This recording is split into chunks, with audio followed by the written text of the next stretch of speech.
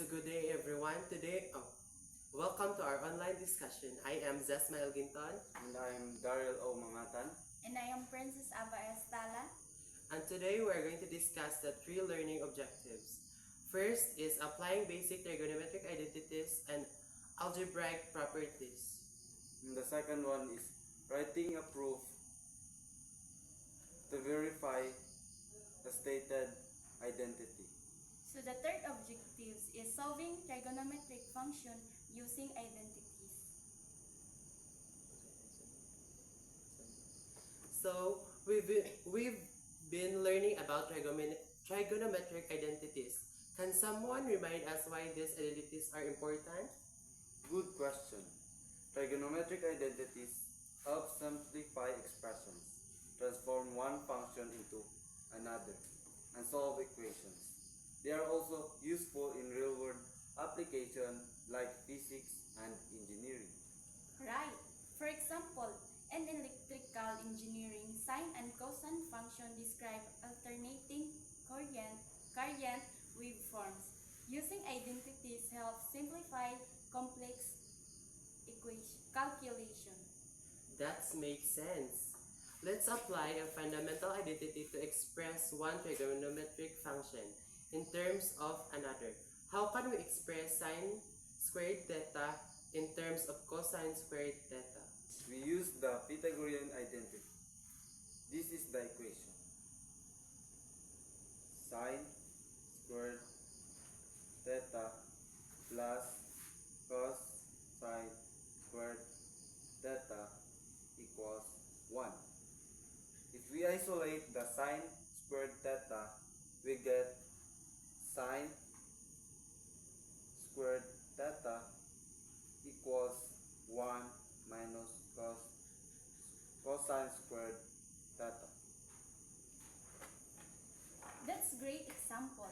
Here's another. How can express tan theta in terms of sine theta and cosine theta? We recall the quotient identity. So tangent theta equals sine theta over cosine theta. This is useful when solving equations involving tangent functions because we can write them in terms of sine and cosine. And now, let's try proving an identity. How about this one?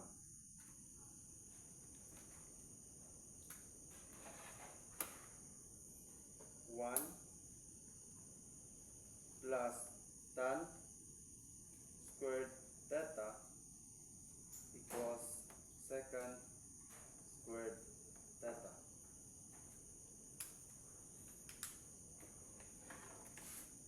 That's a classic identity.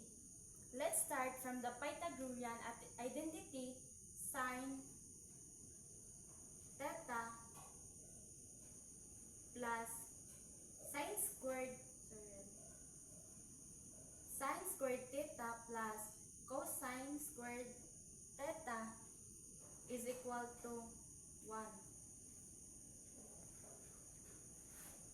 Now let's divide everything by cosine squared theta to transform it.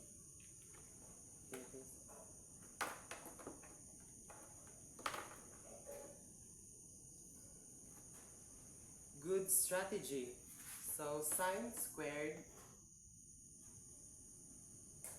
theta over cosine squared theta plus cosine squared theta over cosine squared theta equals 1 over cosine squared theta.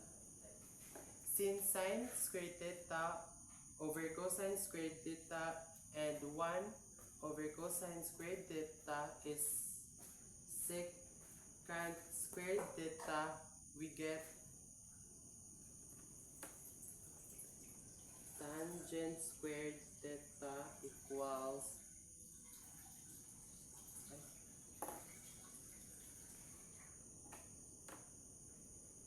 plus 1 equals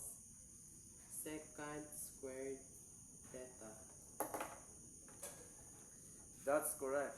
This proof is helpful when working with secant and tangent function in solving equations. Here's a question. Why do we prefer providing identity using algebraic manipulation rather than plugging in values? Because providing identities algebraically ensures they hold for all values within the domain, while numerical verification only checks for specific cases. Let's solve a problem using identities. Given that cosine theta equals 3 over 5 and theta is in the first quadrant, find sine theta using identities. And now we use the Pythagorean identity again. This is the equation. Sine squared theta plus cosine squared theta equals 1. Substituting the cosine theta equals 3 over 5. We solve for sine squared theta. Sine squared theta plus 3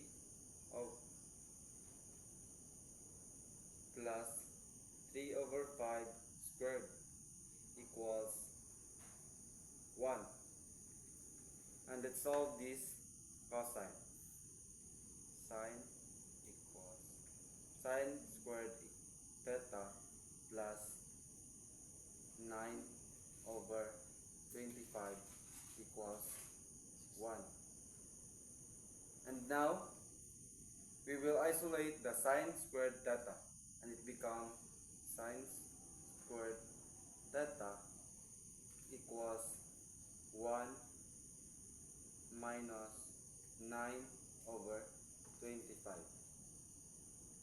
And the answer is 16 over 25. And we can simplify this answer.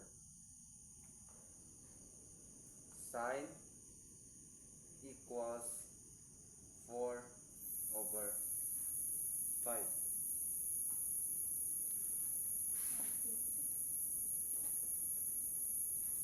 Since theta is the first quadrant, sine is positive, so sine theta is 4 over 5.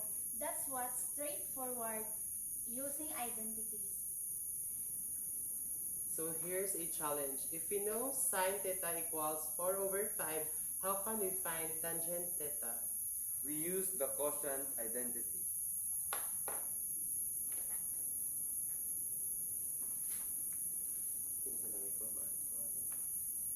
Tan theta is equals to sine theta over cosine theta, or 4 over 5 over 3 over 5. And the answer is 4 over 3.